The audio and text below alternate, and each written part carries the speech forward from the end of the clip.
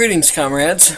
Okay, I'm here today to do a review of a book, and the reason why, well, I would have done the review anyway, but I'm going to go along with, there's a woman, Words of a Reader is her channel, and she's having people read children's books for the month of November. So this is a little bit of a cheat because I actually read this last month, but it was before I found out about that, or I would have waited. So I'm going to stick it in there anyway. But if you look up her channel, Words of a Reader, I have no idea what her actual name is. You can get the information about that and follow along with children's books for the month of November. So the book that I'm going to talk about and review today is a book I read last month called The Rithmatist by Brandon Sanderson. This takes place in the reason why I was drawn to this book are two things. One, it has to do with drawing, and two, it seemed like it was would fall into the steampunk genre. As it turns out, most of the things in the world that is created here is run on clockworks. I didn't notice any mention of steam-powered things. Everything's wind up. But that was kind of interesting. As for the drawing part about it, it takes place, like I said, it's an alternate world, it's an alternate United States.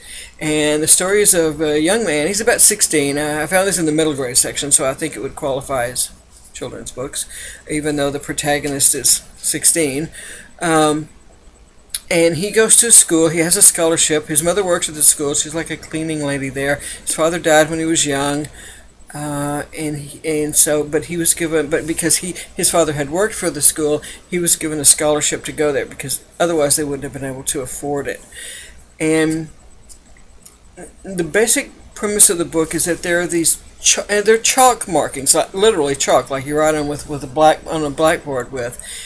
But there are some that have become animated, and they're bad news, and they can actually kill people. And there's a place in the United States where they're kind of contained. So there are a certain group of people, students who are at this school, that they go through this kind of initiation thing when they're around 8 years old, and some of them have the ability to make their chalk drawings become animated, and most don't. But a few do. And those that do they have special classes to learn how to develop this, learn how to draw certain chalk markings, how to make defensive markings and stuff. And then when they reach a certain level and they graduate or whatever, they get shipped off to service. It's like being in the military in a way. They get shipped off and they have to go serve on the front line to try and keep all these really bad chalk markings from, taking over the world. So this young man, he does not have that ability. I mean, he really, really wishes that he did. His father had been a chalk maker. You can just use regular chalk, and now that's what most people do. But when he was there, he would make specialty chalks for people. But they don't really use those anymore since he died. He was killed in an accident, like a train accident or something like that. But his son became very interested in arithmetics. I guess that's how it's pronounced. It's like arithmetic without the A. Anyway, his son's very interested in it. He reads about it. He learns what he can about it. He sneaks into some of the classes if he can. But usually that group of young people is kind of segregated in a way. And they can kind of, some of them tend to look down their noses at students and kids who don't have that ability. And they have their own separate classes, and students who do not have the ability are not allowed to go to those classes. So he's kind of walking a tightrope there between these two worlds, because he's really interested in it, and he accepts the fact that he can't do it, but he's learning everything about it that he can. He finds it fascinating anyway. Now, the beginning of the book kind of talks about all of that and his setup and everything, and the first 100 pages I found to move fairly slowly. It moved very slowly. It's kind of a first 100 pages kind of world building, backstory telling kind of stuff. And I thought it was pretty slow. But after that point, what happens is one of the students disappears, and they find strange chalk markings where the student was, and then, like, from their home, from their bedroom, and then another one disappears, and they find strange markings there. And they think they know all the markings that can do anything that you make with chalk that can actually become animated or have properties that can do something. So, what passes for, or what is the police force. They have an inspector who's looking into it. They also recruit a professor from the university, and this young man had been assigned to the professor as his assistant for the summer.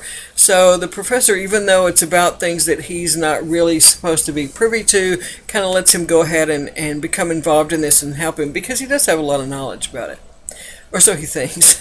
As it goes on, he begins to realize that what he knows is just kind of a drop in the bucket about all of this.